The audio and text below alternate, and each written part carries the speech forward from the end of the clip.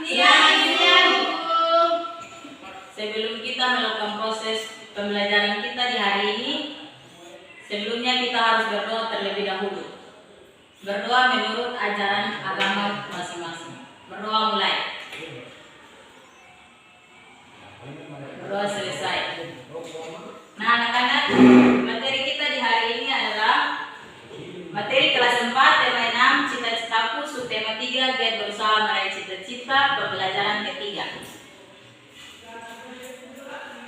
Cita-cita tidak mengenal suku, agama, atau kebangsaan. Semua orang dapat menempatkan cita-citanya setinggi langit. Namun setiap orang harus berusaha keras untuk mencapainya. Simaklah bacaan seseorang yang berusaha keras dan dalam meraih cita-citanya. Sang arsitek pada tahun 1995, Presiden pertama Indonesia Insinyur Soekarno mengadakan sayembara membuat desain maket Masjid Istiqlal. Sebanyak 22 dari 30 arsitek lolos pada seleksi awal.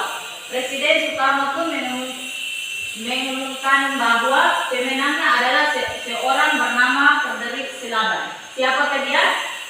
Frederick Silaban lahir di Bondandolok, Sumatera Utara, 16 Desember 1912. Ia adalah seorang lulusan Koningin di Helmina School, sebuah sekolah teknik di Jakarta. Meskipun bukan lulusan sekolah arsitektur, ia dapat memenangi sayembara tersebut. Dan semenjak itulah karya-karyanya banyak dikenal di seluruh Indonesia. Masjid Istiqlal merupakan masjid terbesar dan termegah di Indonesia yang dibangun pada 1961 dan pertama kali dibuka untuk digunakan pada tahun 1978.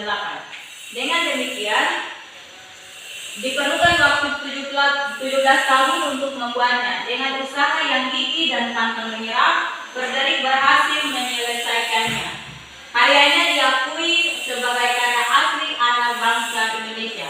Ia bahkan berhasil menyandingkan pembangunannya masjid ini dengan gereja katedral di Jakarta. Gereja katedral adalah gedung tempat umat Katolik beribadah. Konsep persatuan dan kesatuan yang dibuat oleh Presiden Soekarno dapat diwujudkan dengan baik melalui kedua bangunan tersebut. Hingga kini kedua gedung yang menjadi simbol toleransi dan persatuan itu tetap kukuh berdiri. Meski arsiteknya telah tiada, tak hanya berkarya membuat Masjid Istiqlal, beberapa gedung bersejarah telah dirancangnya. Sepanjang hayatnya ia telah ikut merancang 700 bangunan di seluruh Indonesia. Bangunan tersebut antara lain gedung Stadion Gelora Bung Karno pada tahun Jakarta 1962. Monumen Pembebasan Irian Barat Jakarta 1963. Monumen Nasional atau Teguh Monas Jakarta 1960. Gebang Taman Makam Pahlawan Kalibata Jakarta 1953 dan Tugu Katulistiwa Pontianak 1908. Cita-cita Frederick Silaban menjadi seorang arsitek. Halangan yang dihadapi bersaing dengan 30 orang arsitek, bukan lulusan arsitek, butuh waktu 17 tahun untuk menyelesaikan Masjid Istiqlal. Sikap yang dimiliki oleh Frederick Silaban yaitu gigih, pantang menyerah, bekerja keras, tekun belajar. Usaha yang dilakukan yaitu memenangkan sayembara membuat desain maket Masjid Istiqlal dan menyelesaikan pembangunannya, merancang 700 bangunan di seluruh Indonesia. Jadi,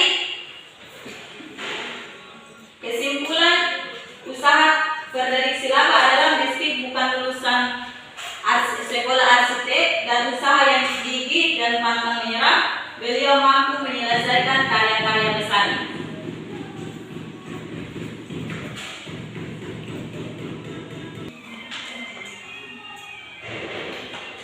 Sekarang perhatikan tempat-tempat beribadah di Indonesia berikut.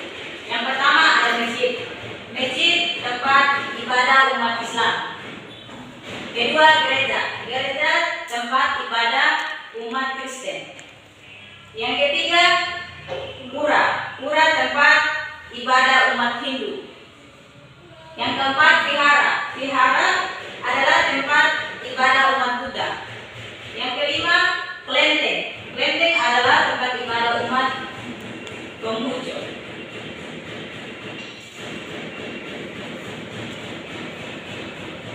Jadi dapat disebutkan bahwa tempat ibadah digunakan oleh umat beragama untuk beribadah berdasarkan ajaran agamanya atau kepercayaannya masing-masing. Sekarang perhatikan peta berikut. Peta persebaran sumber daya alam hayati dan terdiri Indonesia berikut ini. Peta ini disebut peta tematik, yaitu peta yang berisi informasi khusus. Peta persebaran sumber daya alam berupa tumbuhan tersebut menunjukkan daerah-daerah yang memiliki sumber daya tumbuhan untuk kebutuhan masyarakat Indonesia. Sumber daya alam tumbuhan diantaranya adalah tanaman pangan, tanaman industri, dan tanaman hutan. Tanaman pangan terdiri dari padi, sayuran, dan buah-buahan. Sedangkan tanaman industri berupa tebu, kelapa sawit, kopi, sembako, dan kopra. Terus tanaman hutan diperlukan untuk mencegah terjadinya tanah longsor, menyimpan cadangan air, serta perlindungan hewan. Hewan terdiri atas dua, yaitu hewan liar dan hewan ternak. Hewan liar diantaranya hewan liar tinggal di hutan dan taman nasional untuk dilindungi dari kepunahan. Contohnya hewan liar tersebut harimau, kera, orangutan, gajah, dan banteng. Terus hewan ternak merupakan hewan pemeliharaan atau diternakan untuk memenuhi kebutuhan manusia. Contohnya ayam, itik, sapi, udang, dan domba. Adapun manfaat hewan dan tumbuhan bagi manusia diantaranya: yang pertama sebagai bahan makanan, yang kedua sebagai bahan bakar, yang ketiga sebagai sumber pembangkit listrik, yang keempat tumbuhan menghasilkan oksigen, yang kelima menjaga keseimbangan alam.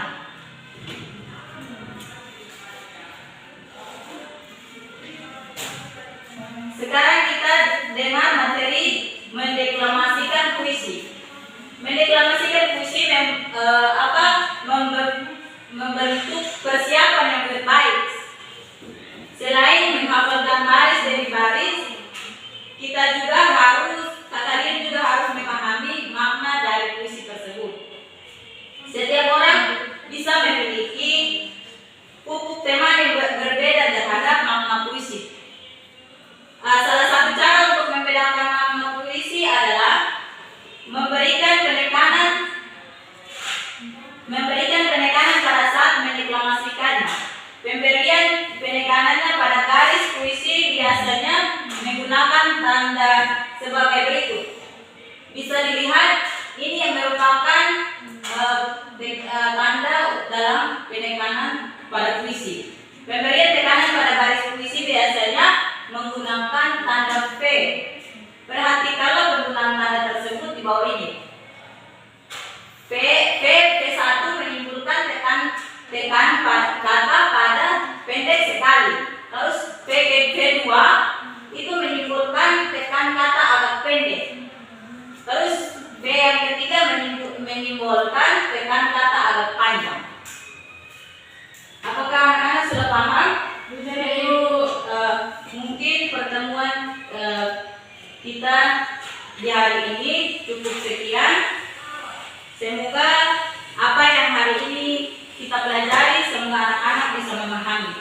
Dan sebelum kita menutupi proses pembelajaran kita di hari ini, kita harus akhiri dengan doa. Karena awal kita buka dengan doa, maka kita tutup juga pun dengan doa. Berdoa menurut agama dan keyakinan kita masing-masing. Berdoa mulai. Berdoa selesai. Cukup sekian. Selamat siang. Sampai ketemu di minggu depan.